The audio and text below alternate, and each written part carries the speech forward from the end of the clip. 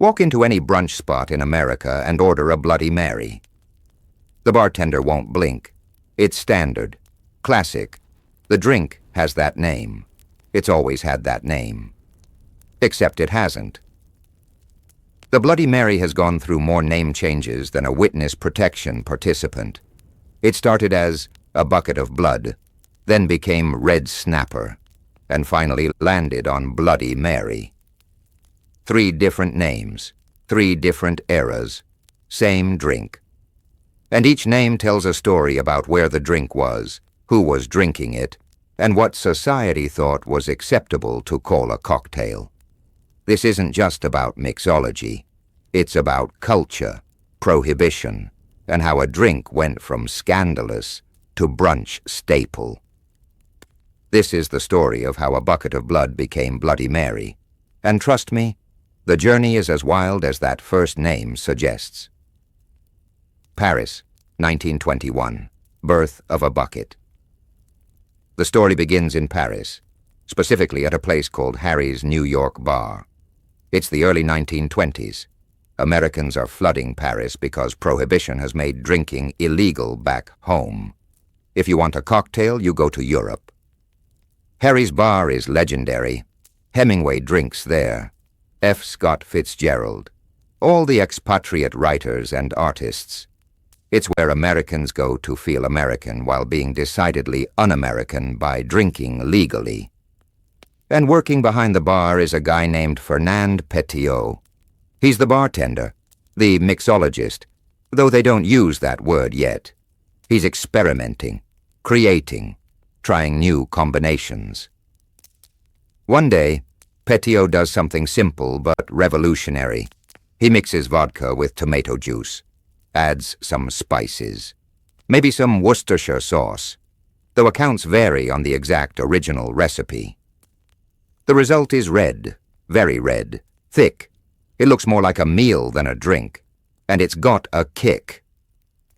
Someone tastes it and declares it looks like a bucket of blood. The name sticks, a bucket of blood. That's what Petiot calls his creation. That's what customers order. It's visceral, shocking, memorable. Very 1920s Paris. It's the perfect name for a drink consumed by people who fled Prohibition. They're not being subtle.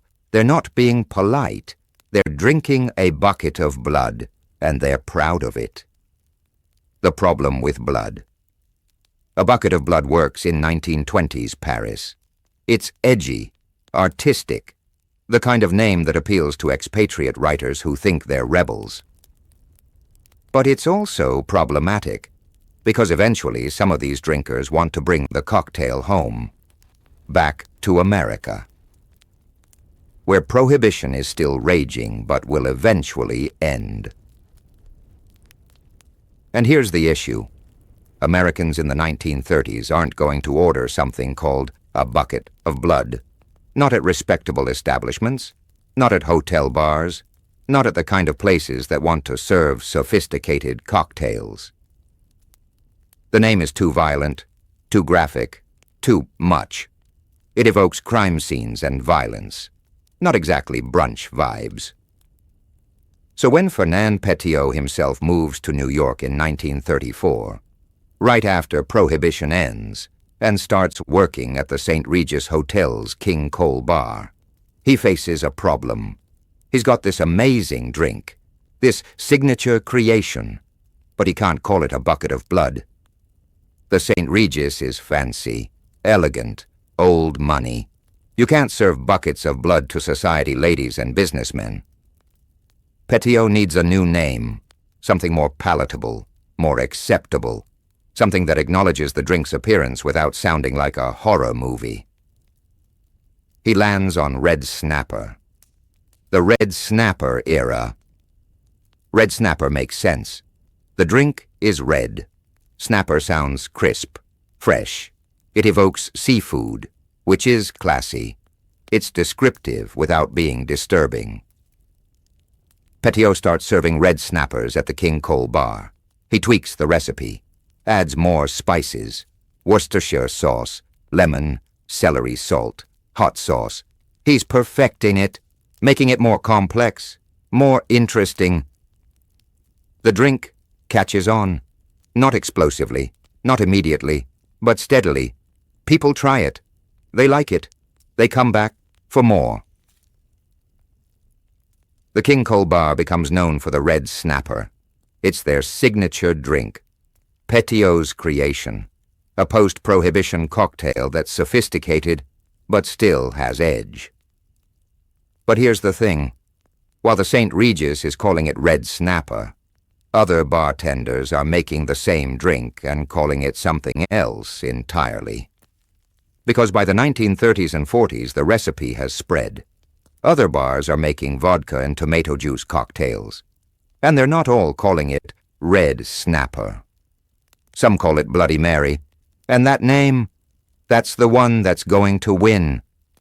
Where Bloody Mary came from. So who named it Bloody Mary, and why? Here's where it gets murky. Multiple people claim credit. Multiple origin stories exist. The truth is probably that several bartenders independently arrived at the same name around the same time. One popular story says a bartender in Chicago named it after a waitress named Mary, who worked at a club called the Bucket of Blood, which would be a perfect circular reference, from Bucket of Blood to Bloody Mary via a woman named Mary at a place called Bucket of Blood. Too perfect, honestly. Probably too good to be true.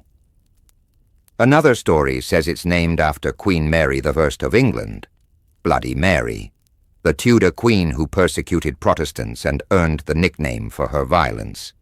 That's a darker reference, more historical, more European. The truth? We don't know. Nobody definitively knows. The name emerges in multiple places around the same time, 1930s and 40s, and gradually becomes the standard. What we do know is this. Bloody Mary is catchier than Red Snapper. It's more memorable, more vivid. It's got historical reference, dark humor, and personality. Red Snapper is fine, safe, descriptive. But Bloody Mary? That's a name. That's a brand. That's something people remember. By the 1950s, Bloody Mary is winning. More bars use it. More drinkers request it. It's becoming the standard name. And Red Snapper? It's fading, becoming the formal name, the official St. Regis Hotel name. But everyone else is saying Bloody Mary. Why names matter. Here's what's fascinating about this progression. A Bucket of Blood to Red Snapper to Bloody Mary. Each name reflects where the drink is in its cultural journey. A Bucket of Blood is rebellious, shocking. It's a drink for people who've rejected society's rules, for expatriates and artists in Paris who think they're living dangerously. Red Snapper is respectable, refined. It's a drink for post-Prohibition America, trying to be sophisticated again, for hotel bars serving businessmen and society types who want cocktails, but also want class. Bloody Mary is clever, memorable. It's got edge, but not too much. It's dark, but playful. It's the perfect middle ground, interesting enough to be cool, acceptable enough to be mainstream. The name evolution tracks the drink's journey from underground Parisian creation to American brunch staple, from rebels to respectable to everywhere. And the final name, Bloody Mary, is the one that allows the drink to become truly popular, because it's got personality. It's memorable in a way Red Snapper never could be. You can't build a cultural icon around Red Snapper, but Bloody Mary? That's a name that sticks, that people remember. That becomes part of American drinking culture. The brunch revolution. By the 1950s and 60s, Bloody Mary is the standard name. And something else is happening. Brunch is becoming a thing. Brunch, that late morning meal that's half breakfast, half lunch, starts catching on in America. It's leisurely, social, a weekend ritual. and it needs a signature drink. Enter the Bloody Mary. It's perfect for brunch. It's got tomato juice, practically a vegetable, so basically healthy, right? It's savory, not sweet. It pairs with breakfast food. And most importantly, it's got alcohol. The Bloody Mary becomes the brunch drink, the hair of the dog, the socially acceptable morning cocktail. You can't drink a martini at 11 a.m. without judgment. But a Bloody Mary, that's fine. That's what you do at brunch. The drink that started as a bucket of blood, a shocking, rebellious Parisian cocktail, has become a suburban weekend ritual. Something you order after church, something that comes with celery and maybe shrimp. It's been completely domesticated, made respectable, turned into a brunch staple. And the name Bloody Mary is perfect for this transition. It's got just enough edge to feel interesting while being acceptable enough for Sunday brunch. It works. The St. Regis exception. Here's a funny footnote. The St. Regis Hotel, where Fernand Petiot perfected the drink, still officially calls it a red snapper. They never switched.